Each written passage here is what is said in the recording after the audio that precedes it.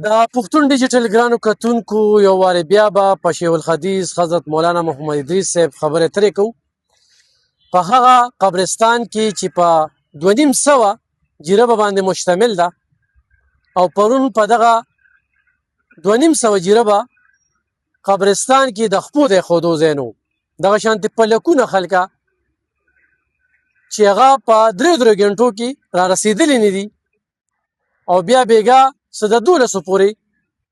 400 کې ټریفیک بندو شیخ صاحب یو طرف ته مور بل طرف ته پلار په منځ کې دغه ځای ځان ته پرېښودو چې ما به همدغلته کې ښخوې او په هر مجلس کې دا خبره کړې وه چې خدایه ما له د شهادت مرګ راکړي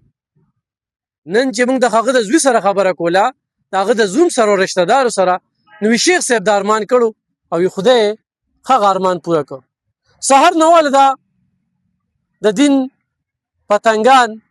د شیخ صاحب مینوال هغه را روان دي دعاګانې هم کوي څوک جاړي هر سړي سره په خپل ځای باندې یادونه دي خو په دغه ننني بوډکاسټ کې په دې خبره ترې کوو چې هغه غیار هغه یهودي لابي هغه د انډیا ټوټان چې د هغوی ژبې وایي او د خپل ملک د دفاع خبره چې څوک کوي د خپل پیر مارشل د بادرۍ چې څوک خبره کوي بیا را روانه د مارکه حق انډیا چې یو کال مخکې موږ کم شکست ورکړو نو دغه خلک به څه کې موږ له به دمکې دړاکي او بیا به دغه شانتي ګزارونه کوي نو شیخ صاحب دا خبره په ژوند کړې وه چې دا عمل کي نو موږ به یو چې دا عمل کړي نو هېڅ هم نه نو خبرې ترې وه دلته کې کوو په دې پوډکاسټ کې کوشش به کوو چې د مولانا فضل الرحمن صاحب خبرې خو هم د دغه پوډکاسټ حصه وي راځئ زموږ سره اوسئ